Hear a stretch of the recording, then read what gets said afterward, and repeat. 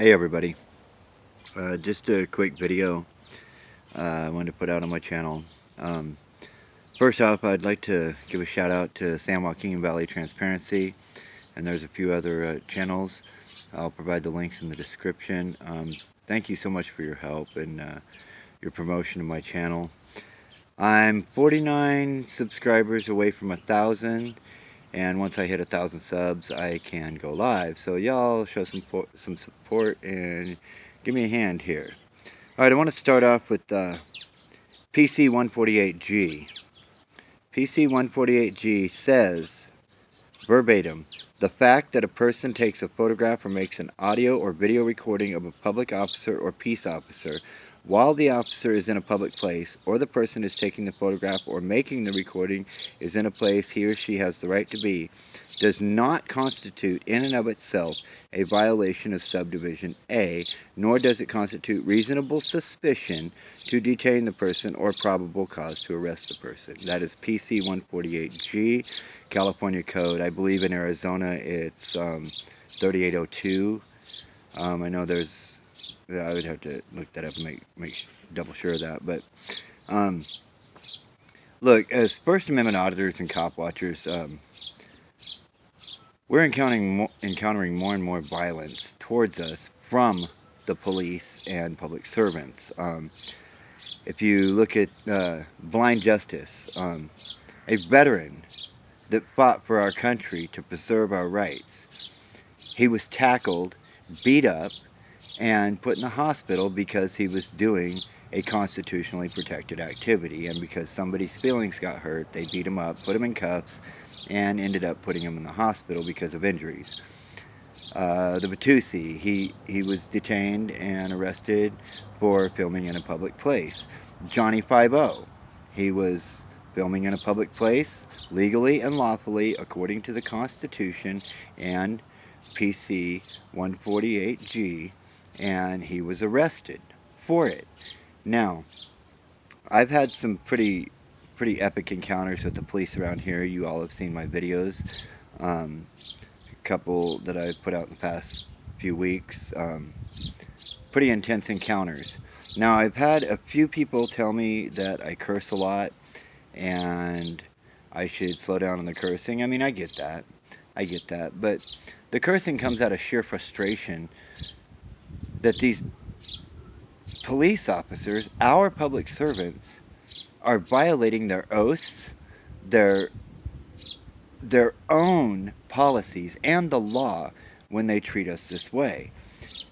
All we are trying to do is extend our rights as much as we can. If we don't fight for our rights, we're going to lose them. Ever since 9/11, the cops come at us with this day and age, in this day and age. Look, dude, that was like 20 years ago, all right? And I mean, it definitely does not take away that it was a horrible tragedy.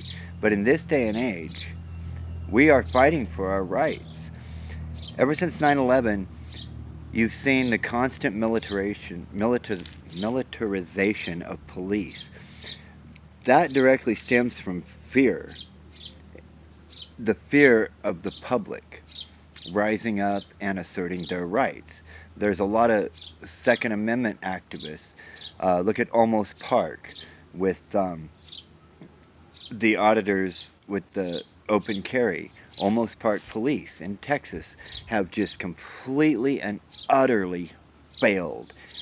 Look up Almost Park police. News Now Houston, the News Now community. He has a lot of good videos on it, as well as others. There's a saying, and it stems from a gentleman named Brutus back in the time of Caesar. And the saying is, in Latin, sic semper e bello mortem tyrannus. That means, thus always, I bring death to tyrants. Now, we have a Second Amendment. The Second Amendment is not put in place just for grins and giggles so we can hoard up guns. The Second Amendment is directly put into the Constitution to fight tyranny in the government, and to fight the government should it become too powerful. We need to step up and take that seriously because we see tyranny everywhere today.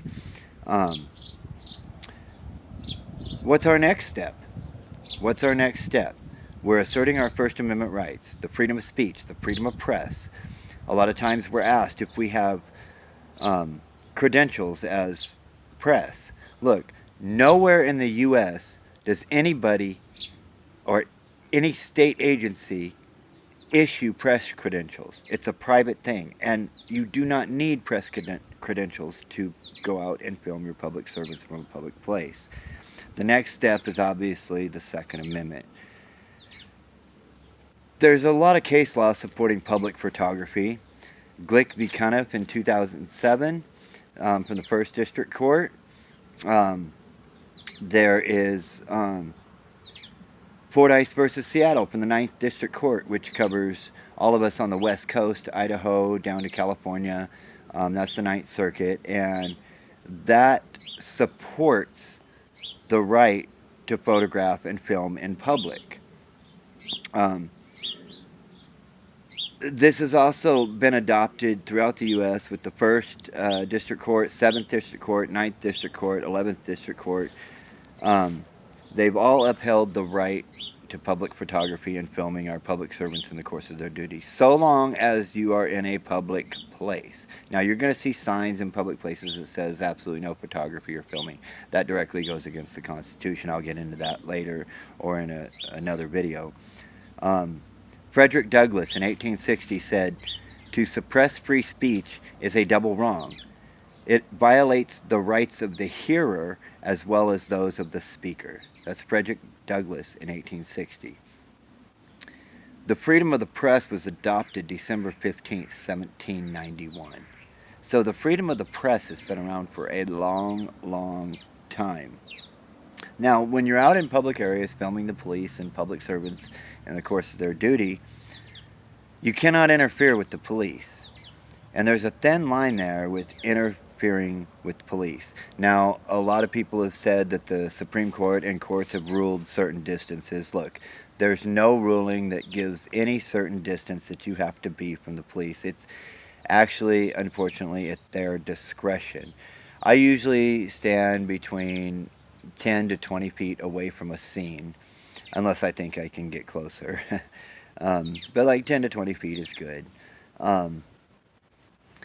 We just need to understand our rights. We need to understand exactly what our rights are. We need to be educated because knowledge is power. Now, I've been approached by a lot of police officers that just don't care about their own policies from the department, nor do they care about the law, the constitutional law, which obviously trumps any other law, and it's also in the Constitution. You cannot put any law into effect that would trump the Constitution. And that's what judges are doing for courthouses and courtrooms. For example, here in Joshua Tree, the courthouse, they have a sign that says absolutely no photography or filming inside the courthouse. Now, I don't know where the judge gets off thinking he's a legislator. That is a public building that tax dollars pay for, and we have a right to film in there. So we are going to go after this lock, stock, and both smoking barrels to teach this judge who signed the order that you cannot film in the courthouse. We're going to teach him a lesson. We're going to show him he's not a legislator. Judges cannot legislate law like that. That is a policy, not a law. Judges are not legislators. So, this is basically an introduction video. I get out there, I'm pretty radical. I mean, there's a lot of us cop watchers, auditors that are pretty radical. I mean, you can see Bow and James Freeman and SGV. I mean, we stand up and we assert our right to free speech and to freedom of the press. I don't care how much I curse out a cop. I don't care what I say to a cop as long as it's not a threat. You can say anything you want to a police officer. Now, like I said, some people have said I'm a bit radical with my cursing, and how I speak to them. But number one, it stems out of frustration that they don't obey the law. And number two, it stems that I am going to say whatever I want to these officers, and they're going to take it. Because I'm sick and tired of these officers thinking that they have all the power, when in all actuality, they belong to us. Our tax dollars pay their salary. As a matter of fact, you can go down and FOIA, which FOIA most of us know is Freedom of Information Act. You can go down and FOIA everything about them. You can FOIA their salary, anything on their record. You can FOIA all of that. I'm going to be going down to the Sheriff's Department today to fill out some complaint forms and FOIA a bunch of information, because on my last video, no officer identified themselves. I did get license plate numbers, but I'm going to go get every one of their names. That footage will go to their watch commander. I will file separate complaints for each officer, and I will also FOIA request all their names, badge numbers, salaries, and everything, and I will be posting that on my channel, as well as Facebook. I'll give you the link to my Facebook in the description, as well as the other channels that have supported me, and I will put that in the description. But I just want to give a little introduction of myself. I'm Knowledge is Power Media Productions. There's going to be a lot more content to come. I believe I need just 49 more subscribers to get to 1,000 so that I can go live. It's very important to be able to go live when you do what we do, because it's an added protection for us, and then they cannot manipulate that footage. The police cannot manipulate that footage. I have safeguards on my phones and cameras anyway, so they can't get to it easily. They would have to really work hard at manipulating any footage I have. So, all that in a nutshell, I'm just here to introduce myself and to say thank you to everyone that has supported me, have liked my videos, have subscribed to me. There's a lot more good content to come, a lot more. I'm also going to be studying very hard and learning more law, all the law I can learn, because I need that knowledge. And I can tell you right now that I know the law better than these police. And I'm going to go at it full force, because I'm sick and tired of the way these police are treating people. The police are shooting people in the back in record numbers. Look up the Daniel Shaver case in Mesa, Arizona. The police shot him in cold blood for no reason. Look at Antonio Arce, the cop. He's a 14-year-old kid. The cop shot him in the back. Tempe Against Police Violence has really pursued that case. Y'all go check out his channel, Tempe Against Police Violence. He's an amazing auditor. He's an amazing cop watcher. He knows what he's doing, and he follows everything through all the way. He goes to city council meetings. He does what any citizen should know how to do to fight your government. The government is not for you. The police are not for you. They are not your friend. The sooner you realize that, the better off you'll be. Pick up a camera. Record the police. Record public servants in the course of their duty. Supreme Court has upheld our right to do so. So pick up a camera. Don't ever have an encounter or an interaction with any public servant, especially the police, without recording them. They're going to try to tell you you can't, but you can. Never forget that. Like I said, PC 148G, that gives us the right.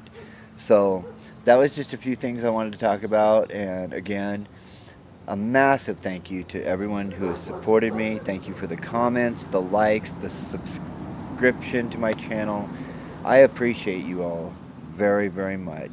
And I'm working hard at bringing more content. I've got some older videos, and I'm going to be shooting new videos. I'm going to try to get in as many as I can. So if you like what I do, please hit that subscribe button, like, share, and hit that bell for instant notifications of new videos I post or if I go live. So again, I appreciate everyone out there, to all the channels that have supported me and promoted me, San Joaquin Valley Transparency, and more, and Tempe Against Police Violence. You know, just amazing people doing what citizens should do. So stay tuned. There's a lot more to come. Much love and respect to you all. I'll see you later.